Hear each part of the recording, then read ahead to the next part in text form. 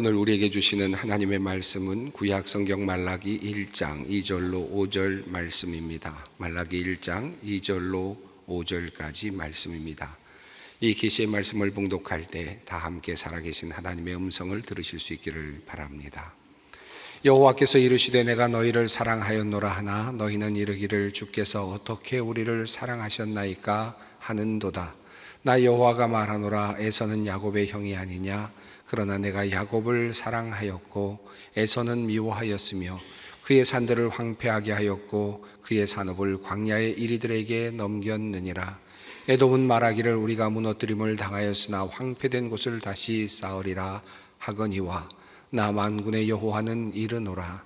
그들은 쌓을지라도 나는 헐리라. 사람들이 그들을 일컬어 악한 지역이라 할 것이요 여호와의 영원한 진노를 받은 백성이라 할 것이며 너희는 눈으로 보고 이르기를 여호와께서는 이스라엘 지역 밖에서도 크시다 하리라. 아멘. 여러분에게 묻겠습니다. 구약은 총 몇 장으로 구성되어 있을까요? 또 구약은 총 몇 절로 구성이 되어 있을까요? 누군가가 꼼꼼히 세워서 정리를 해 두었습니다. 구약의 총 장수는 929장이고 또 총 절수는 23,145절로 이렇게 정리할 수 있겠습니다. 구약은 39권으로 그렇게 구성이 되어 있죠. 이 모든 것을 다 외우실 필요는 없을 겁니다만은 처음 창세기가 시작이 되는 시점이고 그리고 마지막 권은 말라기서입니다. 오늘 본문 말씀인 말라기서는 그러니까 구약의 맨 마지막에 해당되는 말씀이라고 할 수 있겠습니다. 제가 이 구약의 맨 마지막 말씀인 말라기서를 읽던 중에 저의 가슴에 깊숙이 와닿았던 말씀이 하나 있었습니다. 그리고 그 말씀 때문에 저는 참 많은 깊은 생각을 하게 되었습니다. 그 말씀은 바로 조금 전에 여러분과 함께 읽은 말라기서 1장 2절의 말씀이었습니다. 여호와께서 이르시되 내가 너희를 사랑하였노라 하나 너희는 이르기를 주께서 어떻게 우리를 사랑하셨나이까 하는도다.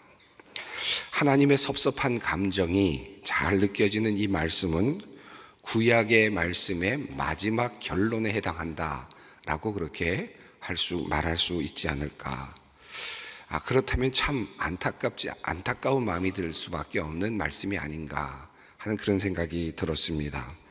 하나님은 이스라엘 백성들에게 이렇게 말씀합니다. 내가 너희를 사랑하였노라. 자, 그러자 이스라엘 백성들은 이 모든 구약의 마지막 지점에서 이렇게 다시 반문합니다. 주님께서 우리를 사랑하신다는 증거가 어디에 있습니까? 하나님의 관점에서 이 말씀이 얼마나 가슴 아픈 말일까 하는 생각이 들었습니다. 하나님은 일찍이 이사야 선지자를 통하여서 배신하는 자식에 대한 그 부모의 마음의 아픈 마음을 이렇게 노래하였습니다. 하늘이여 들으라 땅이여 귀를 기울이라 여호와께서 말씀하시기를 내가 자식을 양육하였거늘 그들이 나를 거역하였도다. 소는 그 임자를 알고 나귀는 그 주인의 구유를 알건만은 이스라엘은 알지 못하고 나의 백성은 깨닫지 못하는도다 하셨도다. 애지중지 자식을 키웠는데 그 자식이 부모의 마음을 알아주지 않을 때 그 부모의 마음이 어떠할까?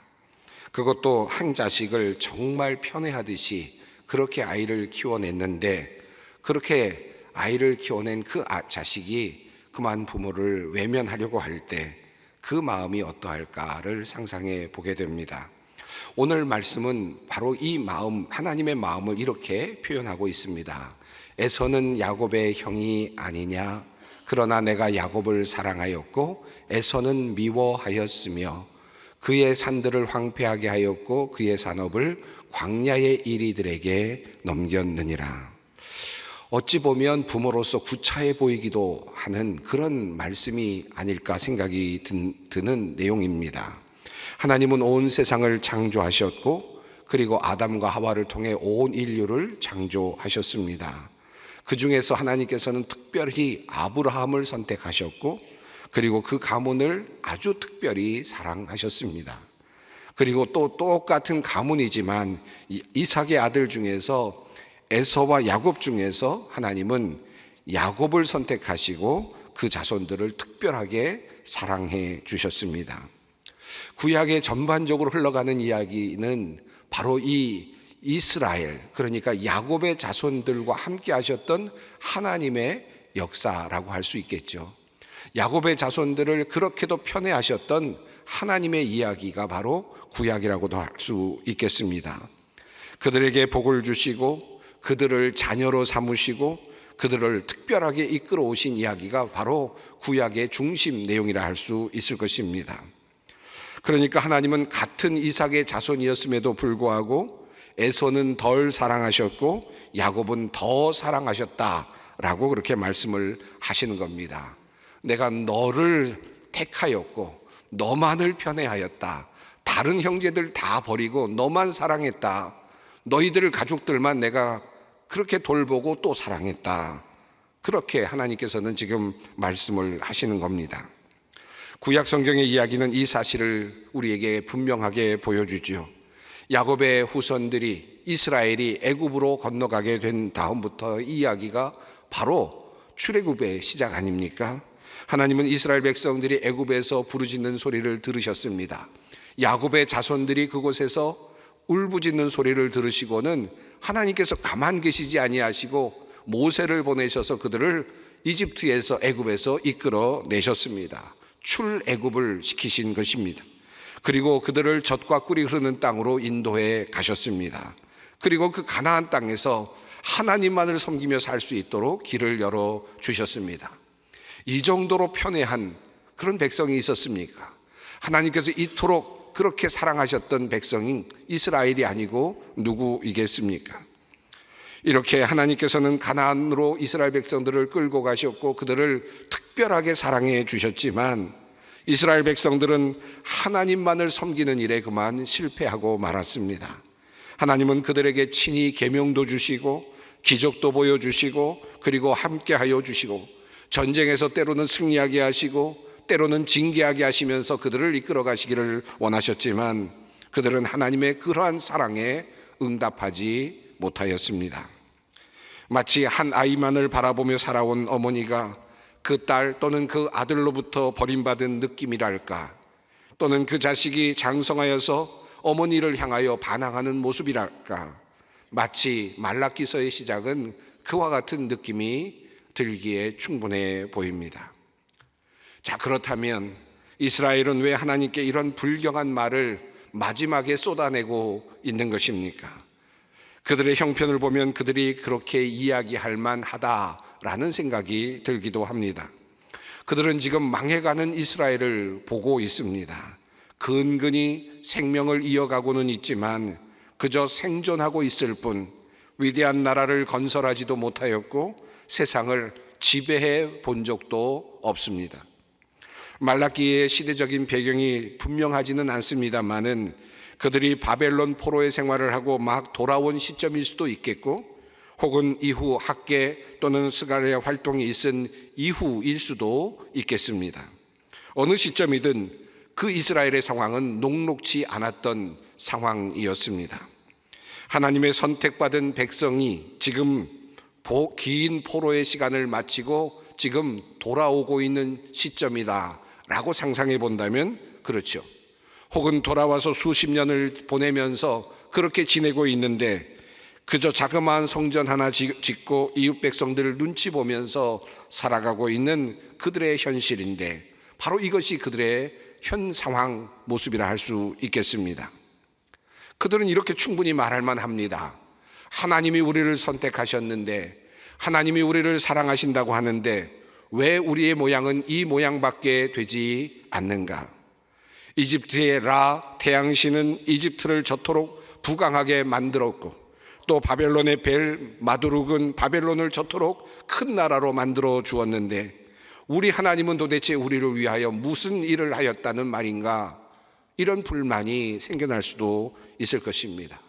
그것도 구약의 이야기가 다 끝나가는 그 지점에서 그들은 그 앞날들을 돌아보면서 아마 그렇게 한탄하듯 내뱉는 바로 그 말이 그와 같은 반항적인 말이었을 수도 있을 것입니다.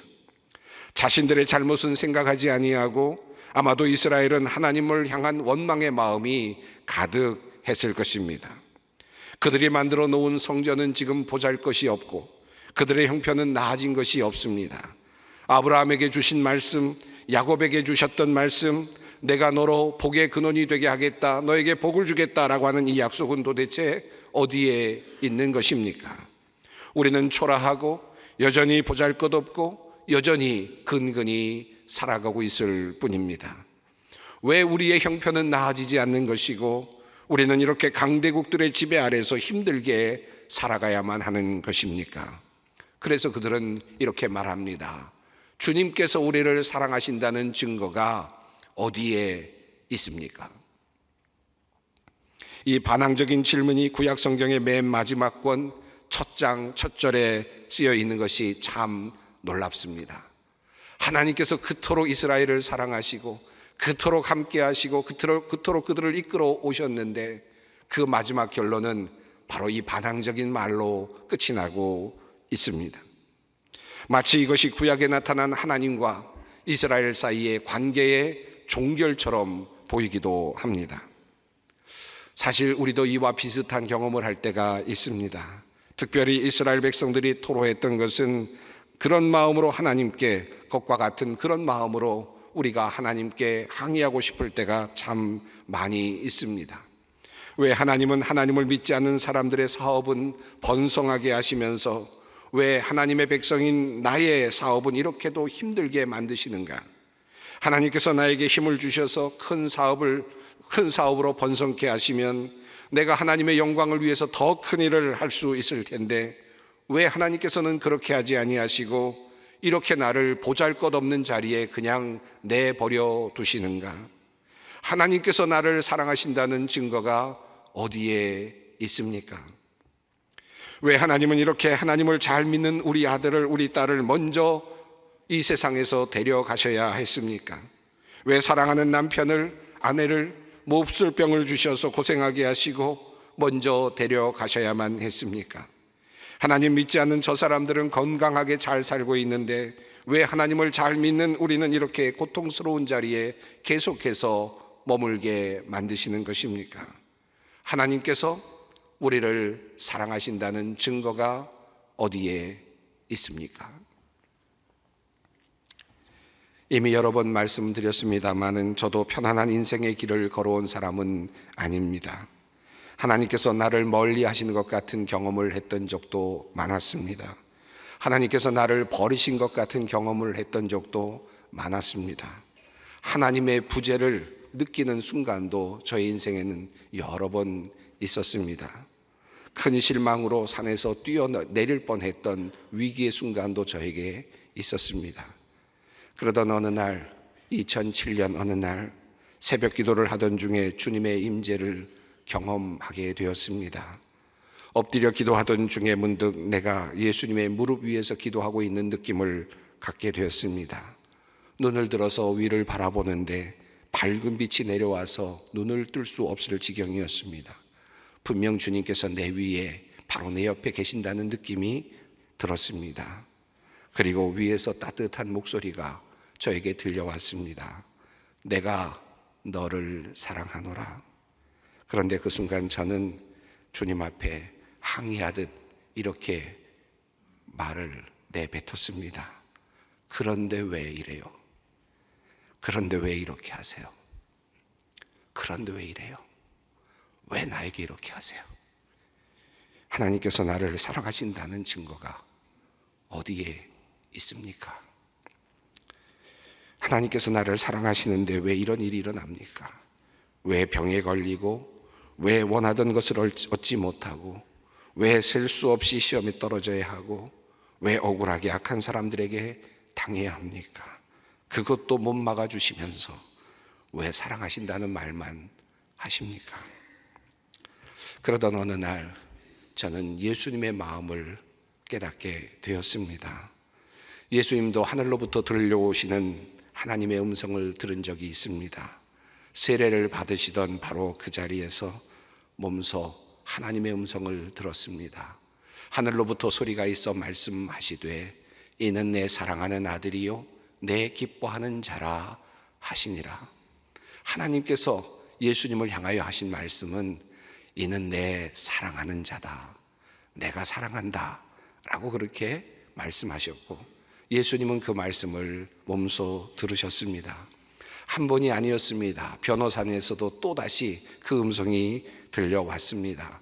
호련히 빛난 구름이 그들을 덮으며 구름 속에서 소리가 나서 이르시되 이는 내 사랑하는 아들이요 내 기뻐하는 자니 너희는 그의 말을 들으라 하시는지라. 예수님도 하나님의 음성을 분명히 들었습니다. 내가 너를 사랑한다. 내가 너를 사랑한다. 하나님께서는 예수님을 향하여, 이 땅에 계시는 예수님을 향하여 두 번이나 내가 너를 사랑한다, 결정적인 자리에서 그렇게 그 사랑을 확인해 주셨습니다. 그런데 어떠셨습니까? 그분이 이 땅에서 부자로, 그리고 먹고 싶은 것 마음껏 먹으면서 살다 가셨습니까? 하나님을 사랑을 받았던 아들 예수 그리스도는 어떻게 살아가셨습니까? 내가 너를 사랑한다 라는 말씀을 들으신 예수님은 유대인들의 멸시를 당하셨고, 가난하셨고, 마침내 억울한 누명을 쓰셨고, 폭도들에 의해 끌려가셨고, 벌거벗기 우는 수치를 당하셨고, 가장 참혹한 처형인 십자가에 달려 돌아가셨습니다. 내가 너를 사랑한다. 예수님은 이렇게 묻고 싶지 않았을까? 그런데 왜 이렇게 하시는 겁니까? 그런데 왜 이렇습니까? 예수님도 그렇게 주님께 말씀하시지 않았을까? 그러나 주님께서는 그렇게 말씀하시지 않으셨고, 주님 내 뜻대로 마시고 아버지의 뜻대로 하십시오 라고 말씀하시면서 그 고난의 길을 걸어가셨습니다. 아버지의 사랑을 믿고, 아버지께서 다시 건져주실 것을 믿고 모든 것을 맡기셨습니다. 이것이 바로 예수님의 믿음이었습니다. 하나님이 나를 사랑하시니 하나님이 하실 것이다. 이것이 예수님의 믿음이었습니다.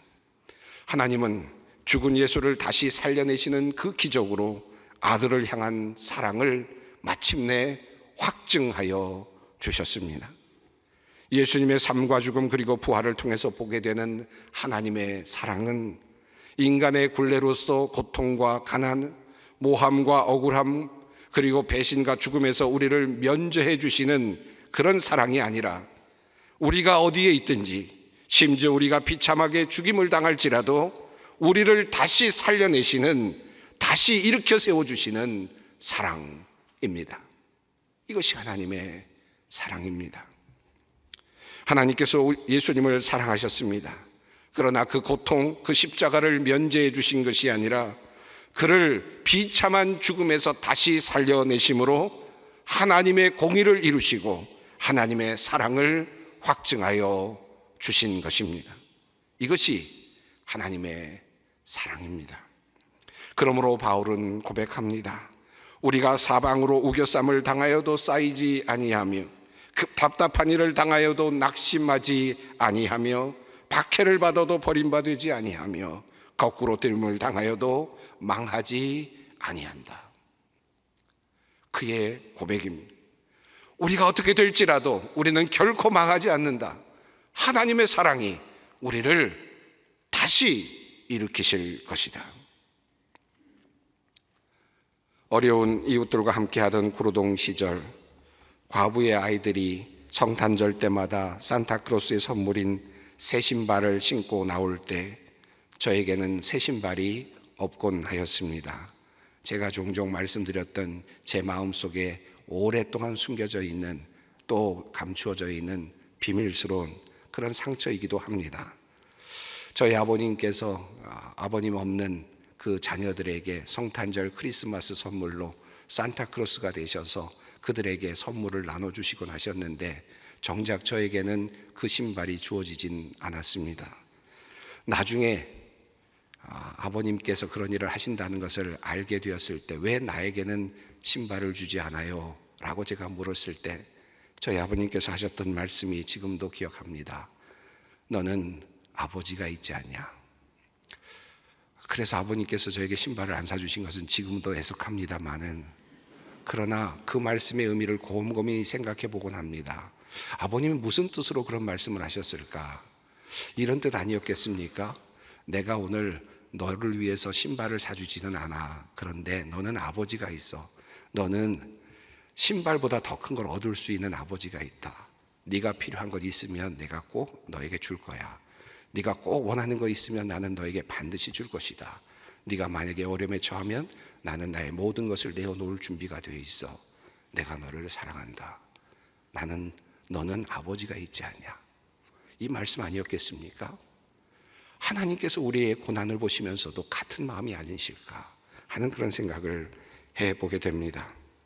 말라기서의 말씀처럼 하나님이 우리를 사랑하신다는 증거가 어디 있습니까? 이 말은 항의의 말로 끝이 납니다. 그리고 구약은 이렇게 마무리됩니다. 긴 이스라엘의 역사, 하나님께서 함께 하셨던 그 수많은 역사가 이렇게 한마디로 끝이 납니다. 하나님께서 우리를 사랑하신다는 증거가 어디 있습니까? 그리고 구약은 마무리가 됩니다. 그리고 수백 년이 흘렀습니다. 그저 이스라엘이 주님께 외쳤던 그 항변, 하나님이 우리를 어떻게 사랑하셨다는 말입니까? 라는 절규가 그저 메아리처럼 울리고 또 울려가고 있었던 시간, 그리고 마침내 주님의 오심을 알리는 신약성경은 우리에게 이렇게 증언합니다. 하나님이 세상을 이처럼 사랑하사 독생자를 주셨으니 이는 그를 믿는 자마다 멸망하지 않고 영생을 얻게 하려 하심이라. 이것이 바로 말라기에서 이스라엘이 물었던 질문에 대한 하나님의 응답입니다. 말라기는 어려운 현실 속에서, 포로의 고통 속에서 하나님을 향하여 질문을 던졌습니다. 하나님, 너무 힘듭니다. 포로의 생활, 가난과 궁핍함의 생활, 예배도 제대로 드릴 수 없고 신앙도 지킬 수 없는 사막과 같은 세상. 하나님이 우리를 사랑하신다는 증거가 어디 있습니까? 말라기가 던진 이 질문에 대한 하나님의 대답은 이것입니다. 하나님이 세상을 이처럼 사랑하사 독생자를 주셨으니 이는 그를 믿는 자마다 멸망하지 않고 영생을 얻게 하려 하심이니라. 요한일서 4장 9절도 우리에게 증언합니다. 하나님의 사랑이 우리에게 이렇게 나타난 바 되었으니 하나님이 자기의 독생자를 세상에 보내심은 그로 말미암아 우리를 살리려 하심이니라. 하나님의 사랑은 우리의 건강에 일희일비에 있지 않습니다. 우리 사업의 번성함에 있지도 않습니다. 하나님의 사랑은 우리의 영생과 관련된 것으로 예수 그리스도의 십자가 위에서 분명하게 드러났습니다. 그러므로 로마서 5장 8절은 다음과 같이 말합니다. 우리가 아직 죄인 되었을 때에 그리스도께서 우리를 위하여 죽으심으로 하나님께서 우리에 대한 자기의 사랑을 확증하셨느니라. 하나님이 우리를 사랑하시는가? 라는 질문은 언제나 우리의 상황과 우리의 여건에 있는 것이 아닙니다. 말씀드렸듯이 자신의 아들 예수 그리스도를 이 땅에 보내주셔서 죽을 수밖에 없는 우리를 생명으로 이끌어내시고 영원한 생명 주셔서 이 세상을 넘어서는 희망을 갖게 해주신 것, 이것이 바로 복음이며 이것이 바로 우리의 희망입니다. 그러므로 예수 그리스도의 십자가는 하나님께서 우리를 사랑하신다는 최고의 표적입니다. 우리가 인생을 살아가면서 때로는 안타깝고 힘들고 어려운 일을 경험할 때가 있을 겁니다. 그때마다 하나님께 이런 질문을 던질 수 있죠. 하나님이 우리를 사랑하시는 거 맞습니까? 하나님이 나를 사랑하신다는 증거가 어디 있습니까? 그러나 주님은 그때마다 십자가를 지신 그 피 묻은 손으로 우리의 머리를 쓰다듬으시면서 말씀하실 것입니다. 내가 너를 사랑한다. 그 선명한 못자국이, 그 손이 이미 우리를 사랑하시는 하나님을 증거하는 것입니다. 성경은 말합니다. 하나님의 사랑이 우리에게 이렇게 나타난 바 되었으니 하나님이 자기의 독생자를 세상에 보내심은 그로 말미암아 우리를 살리려 하심이니라. 하나님은 우리를 살리시기를 원하십니다. 죽어도 살리시기를 원하시고 영원히 살게 하시기를 원하십니다. 우리가 영원한 나라에 들어가는 그날 우리는 하나님께서 정말 나를 사랑하십니다 라고 고백할 수 있을 것입니다. 하박국 선지자의 그 노래로 오늘 설교를 마무리하겠습니다. 비록 무화과 나무가 무성하지 못하며 포도나무에 열매가 없으며 감람나무에 소출이 없으며 밭에 먹을 것이 없으며 우리의 양이 없으며 외양간에 소가 없을지라도 나는 여호와로 말미암아 즐거워하며 나의 구원의 하나님으로 말미암아 기뻐하리로다. 기도하겠습니다. 하나님, 우리의 눈을 열어주셔서 하나님께서 우리를 위하여 행하신 놀라운 사랑의 자취를 볼 수 있게 하여 주시옵소서. 우리를 위해 십자가를 지시고 친히 죽음을 맞으신 예수 그리스도를 통한 하나님의 사랑의 증거를 보고 감사하게 하옵소서. 슬픔을 당한 사람, 실족한 사람들, 억울한 사람들의 마음에 이 주님의 말씀이 머물게 하시고 마침내 우리 모두가 주님의 구원하심을 기뻐하며 십자가를 바라보게 하여 주시옵소서. 우리 구주 예수 그리스도의 이름으로 기도드리옵나이다. 아멘.